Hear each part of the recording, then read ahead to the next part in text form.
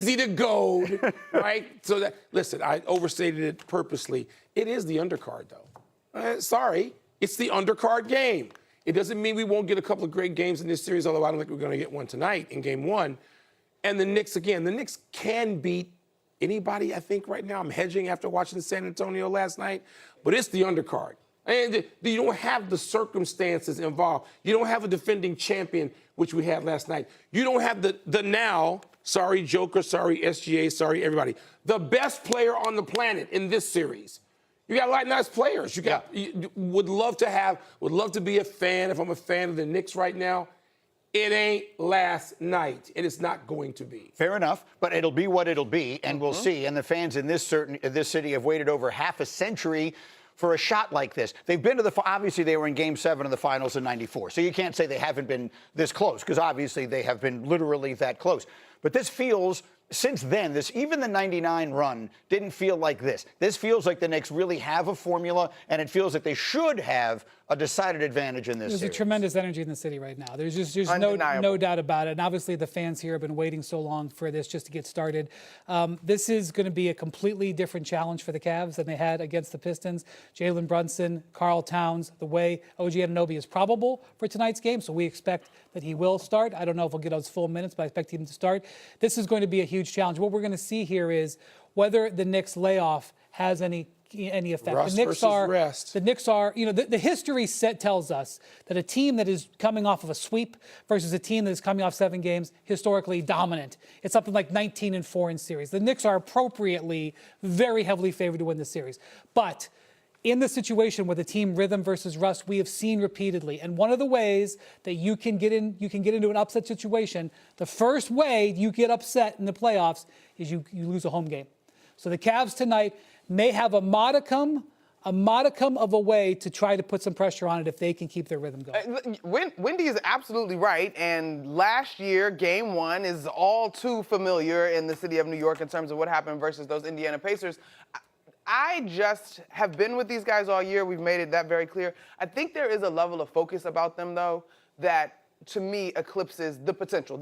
You got to be on red alert, right? But I think that's where they are. And we keep hearing Mike Brown praise them as a veteran group. Like, that was the thing that switched in that Atlanta series to me. It was that veteran poise, the fact that they have been in these moments together that showed up. And I actually think in this case, in this very same Game 1 last year, probably weighs very heavy on them, and so they are on high alert. Let me ask you this question. If we're looking at it, and sometimes this is not the right way to approach things because everything can be a team effort, but if you're looking at the Knicks tonight and you were to say this is a Karl Anthony Towns game or this is a Jalen Brunson game, based on the matchups and everything else, which is it? Because I'm hearing a lot of people say the Cavs aren't going to be able to match up with Brunson. I feel like the story of the Knicks playoffs has been Anunoby and Towns, and Brunson when they need him. He's obviously still brilliant. But does he now step into the middle of it all and to the front of it all in this matchup? It's a Brunson game. Greeny, Towns has been outstanding. OG Anunoby has been outstanding, but this team has gone as Jalen Brunson has gone. Right. If he was terrible over this series, I'm not sure it's going to look the way it has looked. Karl Anthony Towns has been outstanding. So has OG Anunoby. This entire offense is opened up. But when Jalen Brunson plays well and sets the tempo, as we saw him do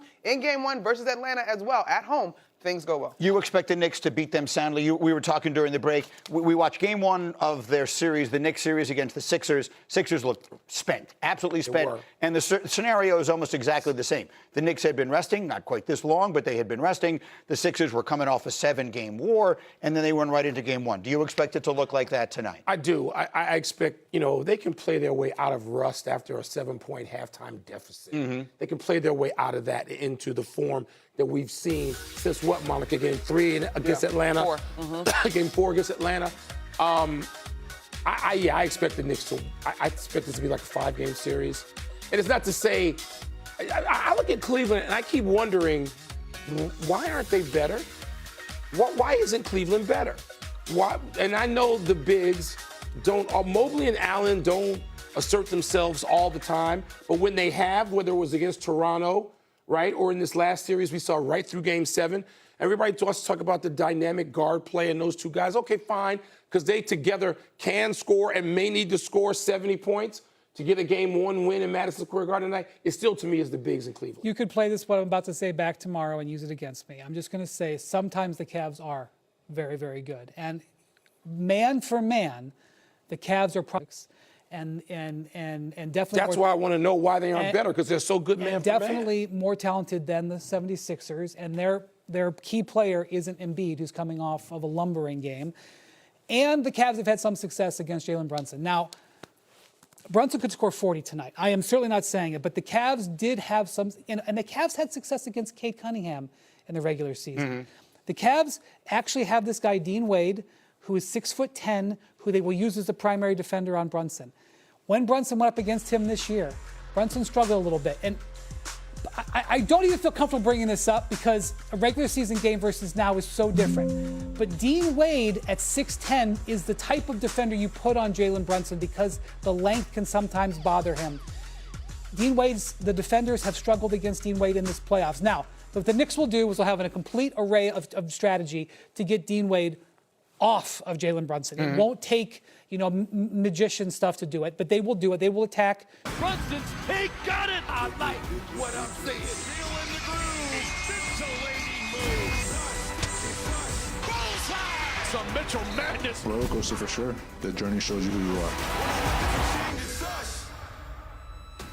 Michael Wilbon back here with us, and the Knicks have outscored their opponents by nearly 20 points per game. That's the best point per game differential in a 10-game span in the playoffs in NBA history. So, Michael, I have to ask you, what has clicked for New York in this postseason?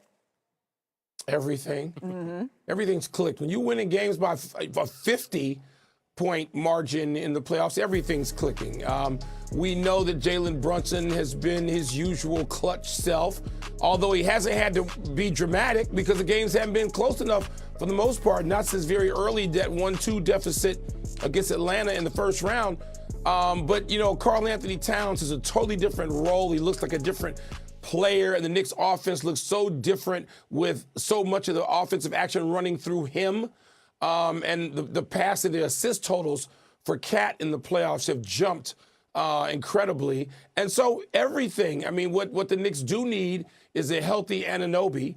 They need him for his two-way game, but also defensively, they're going to need that most likely against Cleveland. So everything so far has been clicking for the New York Knickerbockers. All right, Michael, let's talk about this Cavs team coming off that 7-game series against the East top seed, the Detroit Pistons. What do you expect to see from Cleveland coming into tonight's Game 1?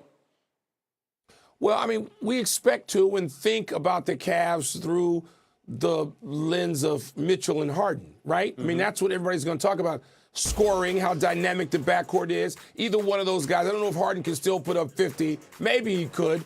But certainly Donovan Mitchell can and has in playoff games. But this is about, Allen and Mobley to me. The force they played with, you go back to Game 7 in the Toronto series, and then late, 5, 6, and 7 in the Detroit series. Allen and Mobley, they're going to be the important players, particularly, again, dealing with Cat. And the Knicks can play Mitchell Robinson with Karl Anthony Towns if Mike Brown chooses to do that. So I think those two guys are going to be every bit as important as their dynamic backcourt teammates. And if you look at the Cavs, 10th straight game that they're playing on just one day of rest. Meanwhile, your Knicks, Amina, haven't played since May the 10th. So a serious rest versus rust situation here. Waking up with us early this morning on SportsCenter, Michael Wilbon. All right, more on the Cavs and Knicks on the next SportsCenter at 2 p.m. Eastern. Iman Shumpert, drafted by the Knicks, won a title with the Cavs. How does he see this series playing out? SportsCenter with Jay and Hannah at 2 p.m. Eastern on ESPN. And tonight at 8 Eastern on ESPN, it's Game 1 of the Eastern Conference Finals. Jalen Brunson and the Knicks taking on Donovan Mitchell, James Harden, and the Cavaliers. Ernie, Charles, Shaq, and Kenny tip things off at 7 Eastern.